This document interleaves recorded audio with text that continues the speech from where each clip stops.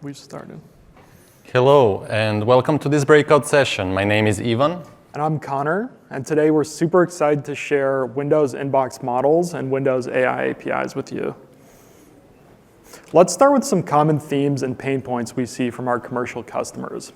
Since 2022, the exciting AI paradigm shift has benefited organizations that can use cloud AI the most. But there are many segments of the commercial market that can't just use cloud AI for regulatory, compliance, internet, or user experience reasons. We think local AI has the potential to fill many of those gaps.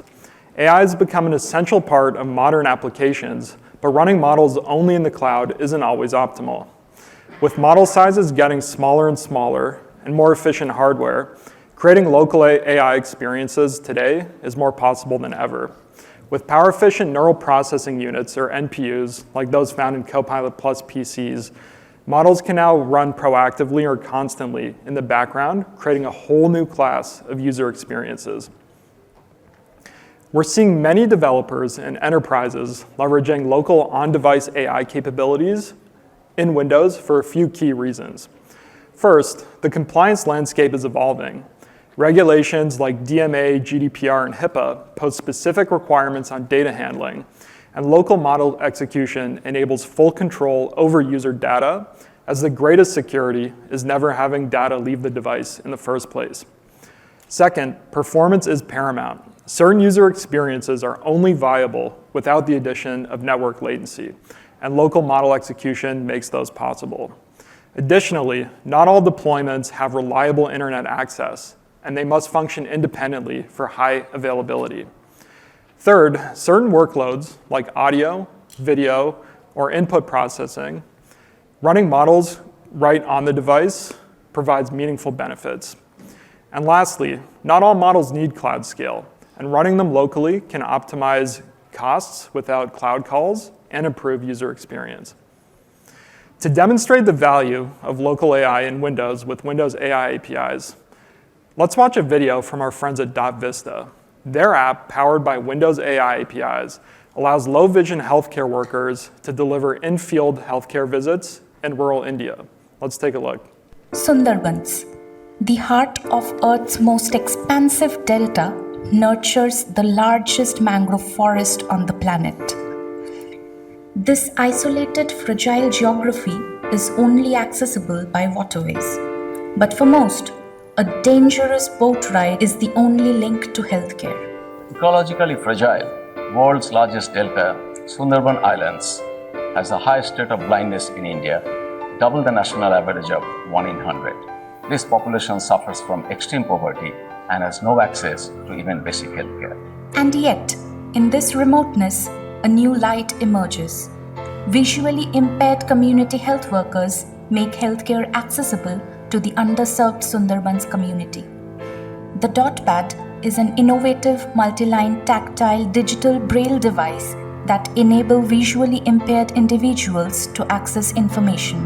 A simple training session led by the innovators of the technology is all that it took to empower the visually impaired persons, Oshit and Tumpa. With Vista on Windows, blind healthcare workers can now be hired to provide healthcare services and community education in highly isolated environments like the Sundarbans, using DotPad and Microsoft Surface Copilot+ PC. Thanks to Windows ML and Windows AI APIs, educational materials can now be summarized into visual braille, which can be easily consumed via hands-free voice navigation.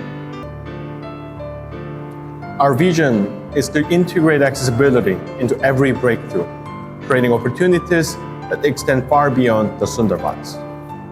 With Vista, using on-device AI technologies, including Windows AI APIs and Windows ML from Microsoft, we demonstrate that massive amount of visual and text content on PowerPoint slides can be summarized in text and braille easily, making it possible for blind healthcare workers to be employed to deliver healthcare educational materials to underserved population in East India. By partnering with Microsoft and FIH, we are committed to driving more AI-powered innovations and greater societal impact globally in accessibility, employment, and healthcare for all. our nonprofit, Foundation for Innovations in Health, has been delivering primary healthcare services to the island population for the last 10 years. Through our partnership with Dot'in and Microsoft, we now have an innovative answer, Vista. From the eyes that are unable to see, a vision shapes the future, guiding the community towards health and hope.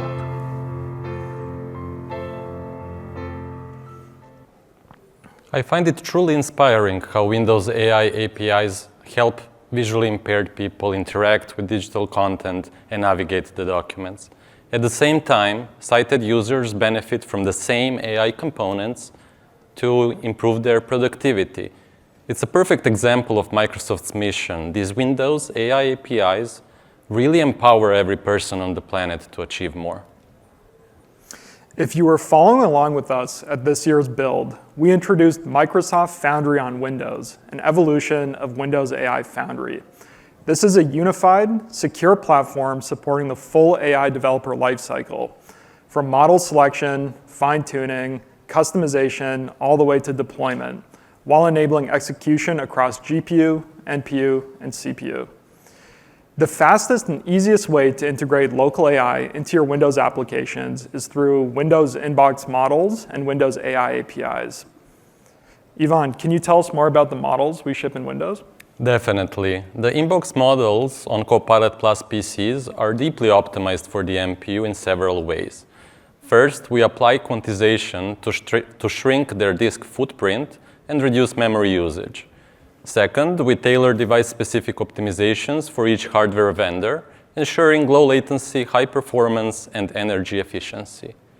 What's great is these models are automatically downloaded to the user's PC, they are shared across the system, and are available to multiple apps.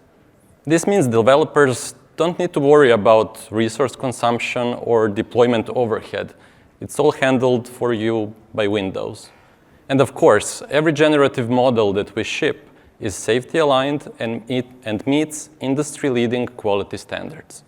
Thanks, Ivan. So what I'm hearing is the models are optimized for your device, they have a small footprint, they're battery efficient, they're always up to date, and they're shared across the system for all apps to use. Exactly. That's pretty awesome.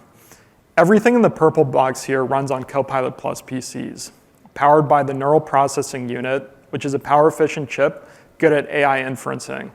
As a result, your CPU and GPU on your PC are freed up for other tasks, leading to better battery life and overall PC performance. Whether you're working with text, documents, or images, these APIs can give you the right building blocks for your AI tasks. Our natural language APIs, including generic prompting, utilize PhiSilica. We also provide text intelligence APIs for things like summarization, rewriting, and converting text to table. Our vision APIs include imaging capabilities like image and video super resolution, image segmentation, object removal, and image description. And just to add, Image Description API takes visual input and produces the description of the image in natural language. As such, it's also built on top of PhiSilica, our foundational model. Connor, by the way, Vista did use Image Description API in their demo, right? That's right, and they're also using the Summarization API, as well as our Text Recognizer API, which is powered by OCR, Optical Character Recognition. We also ship customization options available for some of these APIs, like Lore with PhiSilica, and customization options for app content search, which we'll get into later in this presentation. Well, after this intro detailing how Windows AI APIs give developers incredible building blocks, let's get our hands dirty. I thought it would be good to walk you through a hypothetical scenario to demonstrate how these APIs can work together and result in a truly transformative experience. So our scenario is as follows. A remote manufacturing plant is facing a production halt. Connectivity is limited, governance is strict, and a field engineer needs to diagnose and fix the issue fast. I believe that this scenario is something many of you can relate to, regardless of the industry you come from, because the challenge of working in constrained environments and needing actionable insights is universal. So let me show you how an app building process would look like. And Connor, would you mind being a field engineer for us and testing the app? Sure thing. I think we're going to be fixing some hydraulic pumps today, so I'm glad I took fluid mechanics in college. That's good. So great. Connor, you're dispatched to the manufacturing facility, and you're told that hydraulic pressure drop in subsystem of the plant has triggered an alarm. What would be your first instinct? Okay, so once I'm sure the alarm is not a fire alarm, I think I would want to check the old logs and see what kind of maintenance has been done on the pump in the past. I think that's a very good idea, and actually I do have some maintenance logs for you here. Awesome. Okay, but Ivan, the problem here is these logs are in Spanish, and I can't read Spanish. And that's not a problem at all. I prepared you an AI-powered app where you can use it and analyze the images. Awesome. Okay, thank you. Let me try this out. So what I'm going to try and do is upload a photo of those maintenance logs to Ivan's app. And then I'm going to ask the app to translate the text and the image for me.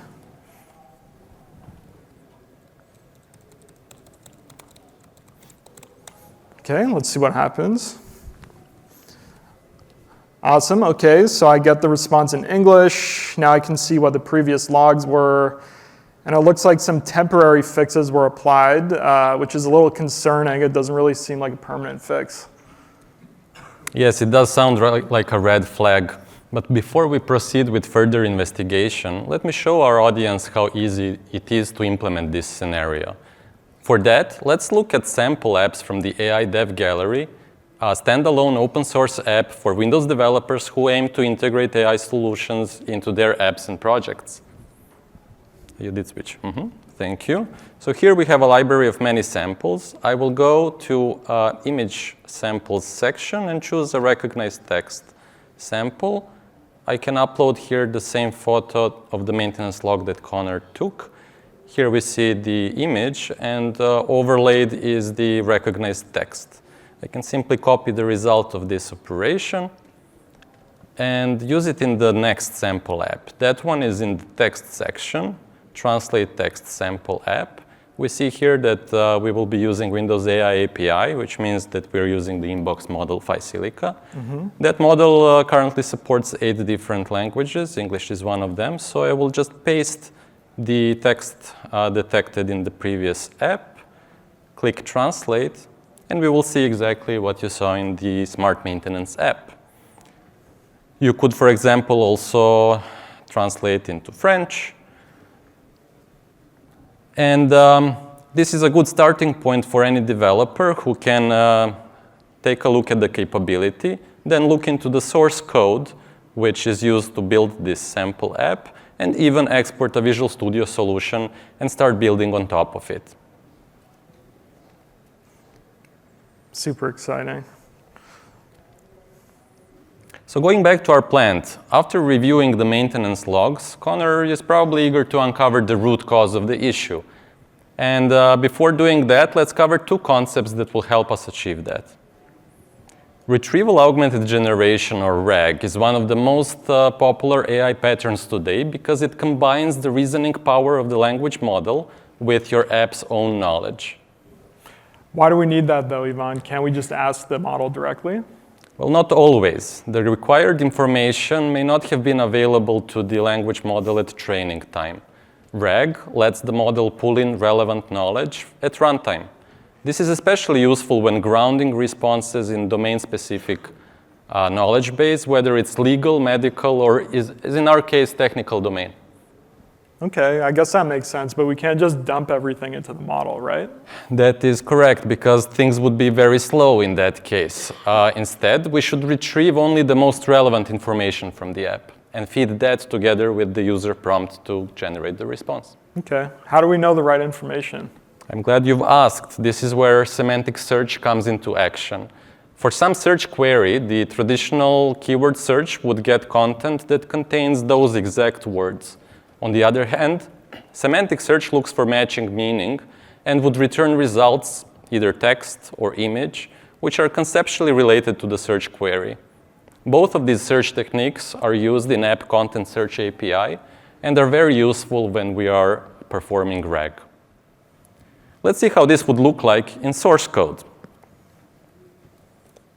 Here we have a method which will utilize the language model to produce a response.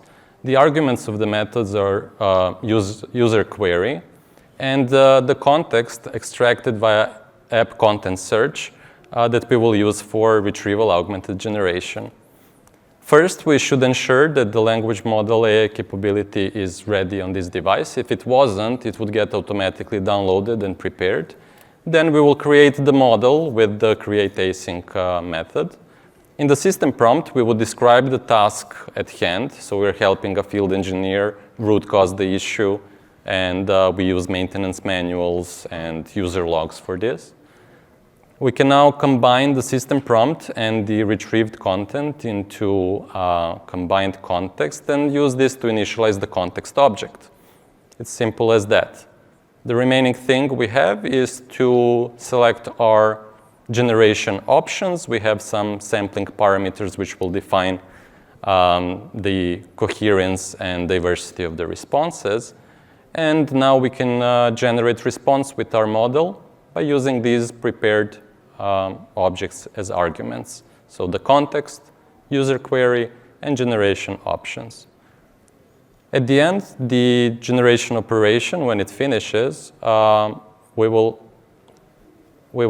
have the final text, the response of the language model at our disposal. So Connor, show our audience how this looks like in the Smart Maintenance app. Let's see RAG in action.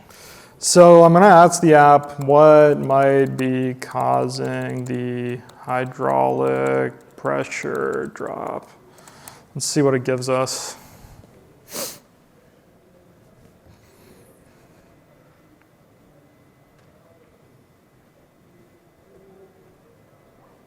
Okay, cool. So I see the response is meaningful. It's giving me good things to look at and check. And I also see that it's citing maintenance logs that are available to the app, which is really cool. Those are the sources it used. That's very good. I'm glad it passes your bar, considering your qualifications at college. So let's recap what we have done so far. We have helped Connor interpret physical records in a foreign language. We have extracted relevant information from a large knowledge base and generated the most likely root cause. But in our role as the Smart Maintenance app developer, we want to take this one step further. We want to improve it even more for our end user. For example, we know that field engineers could benefit from a more condensed, actionable insight. In this example, the language model could organize its response into 3 key fields. Recommendation would be the primary actionable insight that tells the engineer what is most likely causing the issue and suggests the next steps.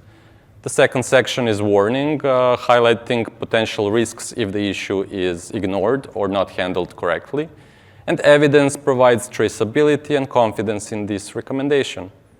So one way to achieve such output is by using low-rank adaptation, or LoRA in short. This is a small adapter which would alter the model's default behavior in a beneficial way. The training on task-specific data happens in AI Toolkit in Azure environment. And once we have the adapter, it's very easy to use it. At inference time, the adapter runs in parallel with the base model, and it doesn't introduce any latency overhead. Let me show you how simple it is to add LoRA adapter in our sample app code.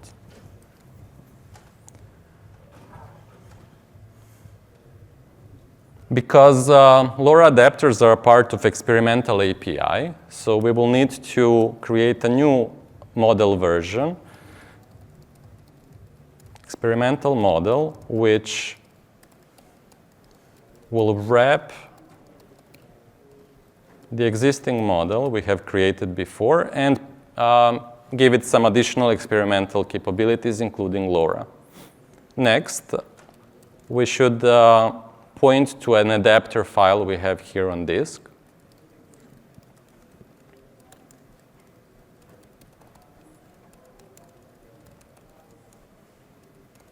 So all the files available to the app are in this directory. We will append the assets and one of them is adapter model we've prepared for this session, 331.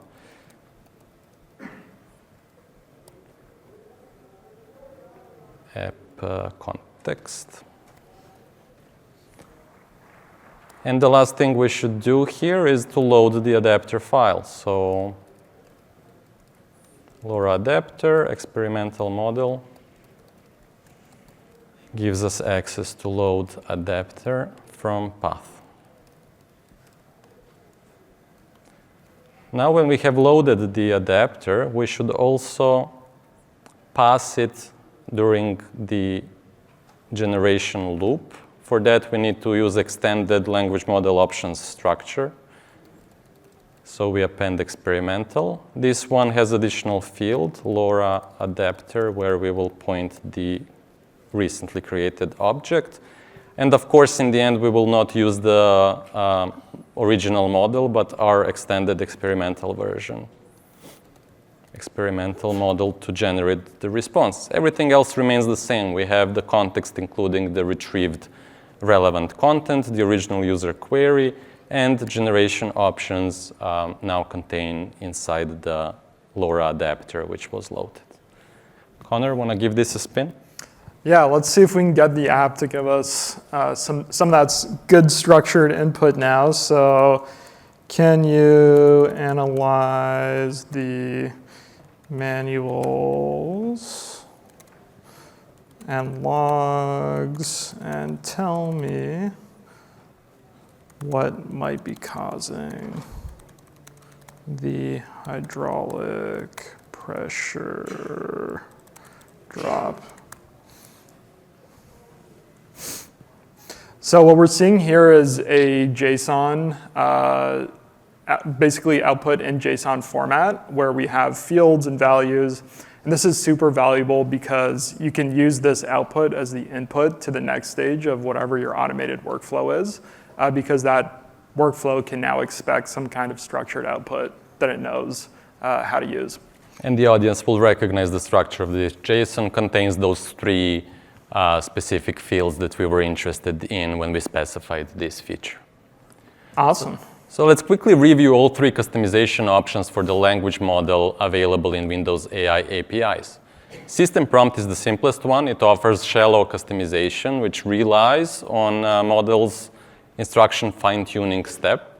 It's good for quick task assignments, tone or style nudges, and simple formatting of the output. Any more complex instruction would consume the context tokens, reducing the effective input length and slowing generation down. So that would be a drawback of this method. RAG offers medium customization with dynamic content retrieval as runtime. It's good for grounding in large or up-to-date knowledge bases and gives domain adaptation without retraining.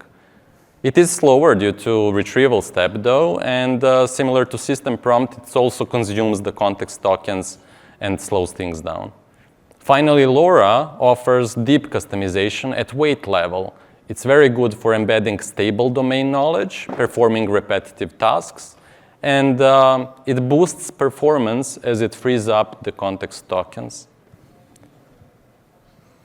As we saw in the code, these methods are not mutually exclusive, so you can combine them to achieve even better results. With this, I hope you got a glimpse into possibilities of what Windows AI APIs can offer, and maybe you got inspired how you could build transformative experiences by combining these APIs together. Well, thanks for helping me build that app, Ivan. It's awesome to see local AI solving real-world problems.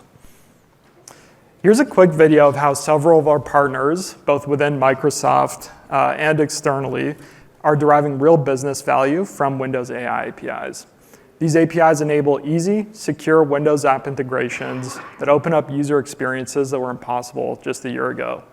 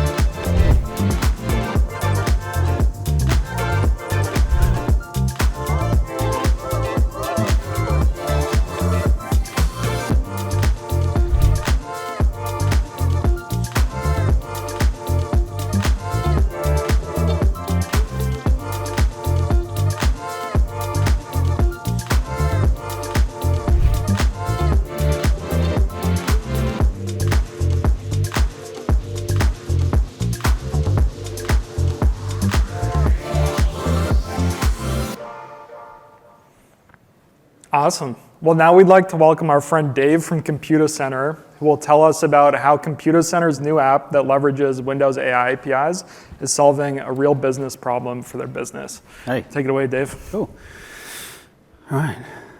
So Computacenter, we operate in 70 different countries, and we operate integration centers in the UK, Europe, and the US to support the deployment of devices across those 70 million countries, and we do that for 16 million products annually.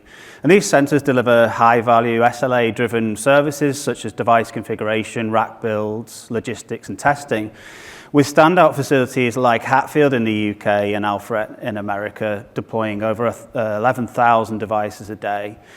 So our integration centers are tightly linked to sustainability through circular services, and they offer flexible connectivity and partner integration as well. And for those of you who were at BRK 346 yesterday, you might have caught a short video about our BoxLens app and how we're using that in our integration centers.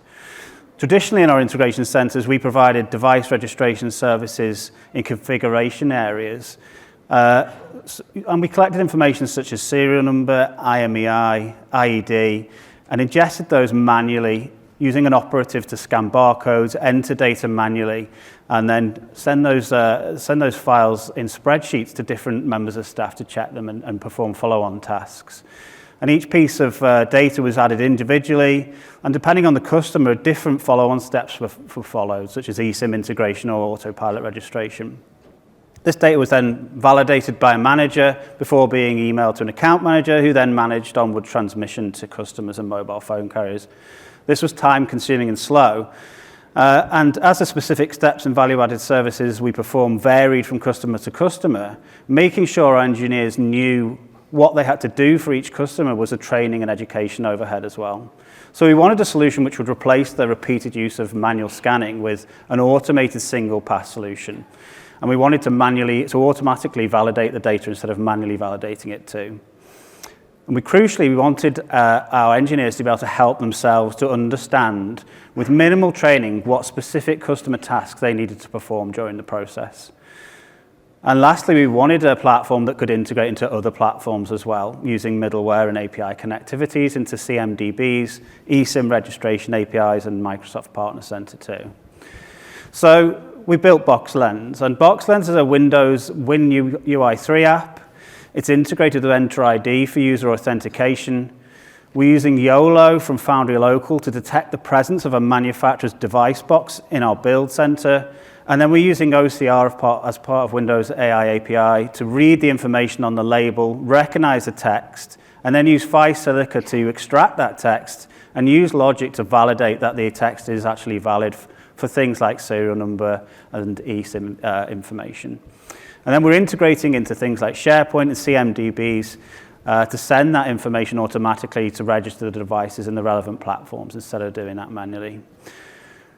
And we've also got a chatbot that's powered by Phi Silica to help the engineer during that process. And this is really a crucial part as the tool integrates with RAG to allow us to feed customer-specific build notes stored locally on the device into the chatbot to help the engineer. So here's how it works. Firstly, the app uses the backward-facing webcam on a Surface Pro 11 to detect the presence of a manufacturer's device box. And as I said before, we use YOLO from Foundry Local. You only look once to do that. After the box is detected, we then use OCR to read the device information and then submit it into the relevant APIs. And next, we're going to ask a question of the Phi Silica chatbot, which is running locally on the MPU using Windows AI API. And we're going to ask, what are the steps for installing a SIM card? Now, at this point, the model doesn't actually know the answer to that, which is fine.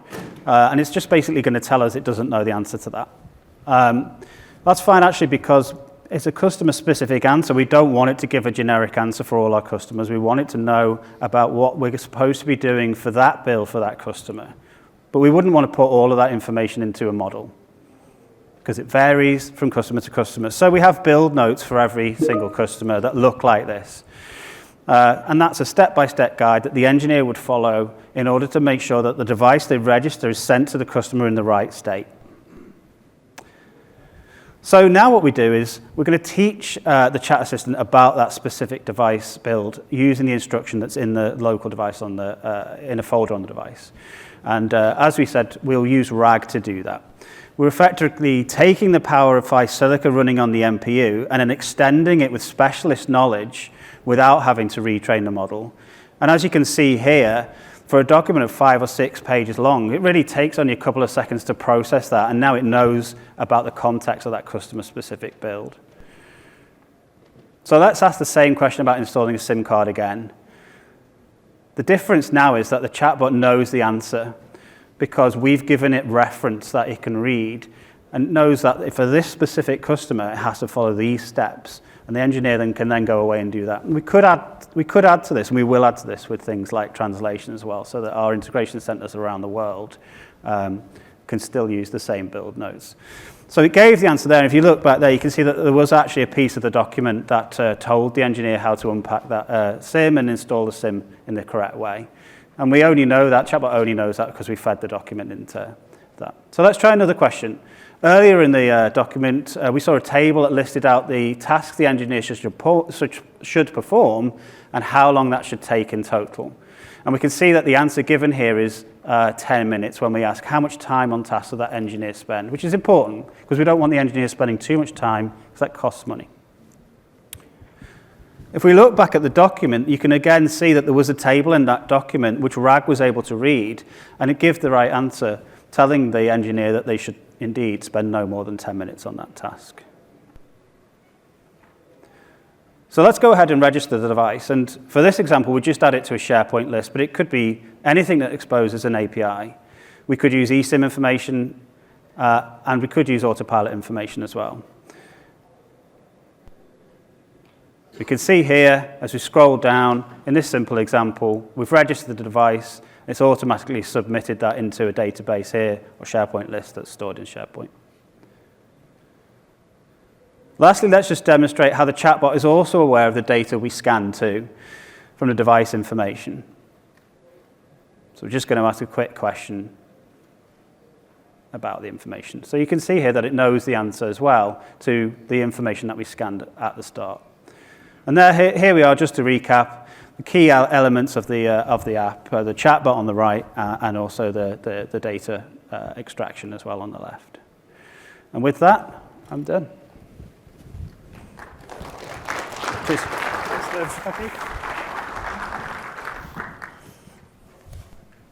Thank you, Dave. And seeing how PhiSilica has found many use cases out there, then it really becomes important that it runs at good performance.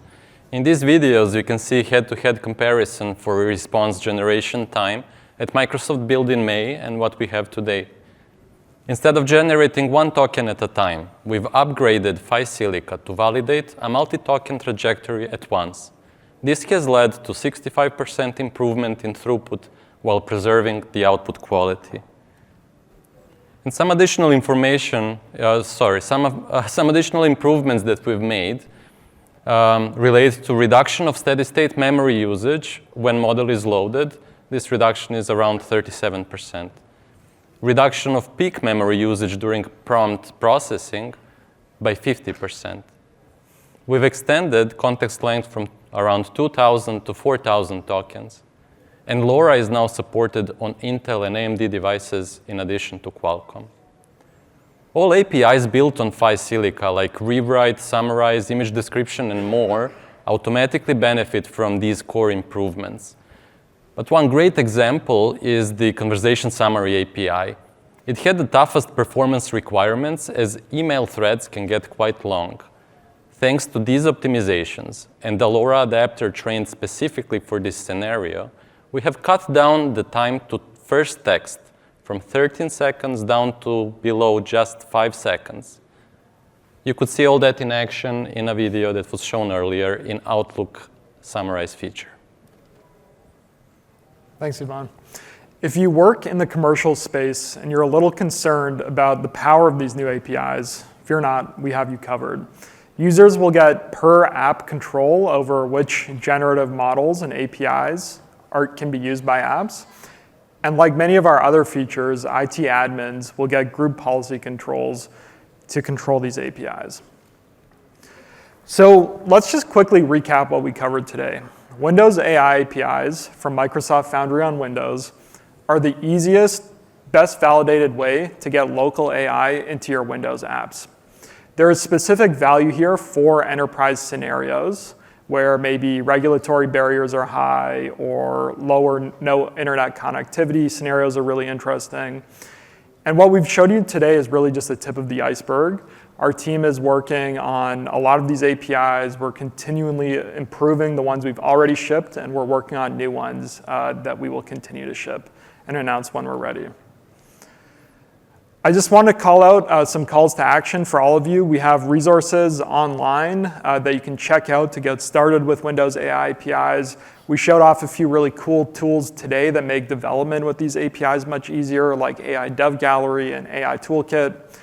And please, if you have time, check out the other related sessions for Microsoft Foundry on Windows. I'd also like to thank you all for joining us here in person and via streaming. Please share your feedback on this session by scanning the QR code and check out these additional resources on how you can get started with Windows AI APIs and the Foundry Local. And most importantly, we want to thank all of the amazing partners that have been on this journey of Microsoft Foundry on Windows with us, and especially the folks that were able to present with us today. All right, we have a few minutes left over for Q&A. If anyone has questions, feel free to raise your hand. Even and I will also be available at the hub or off to the side right after this session. Thank you all.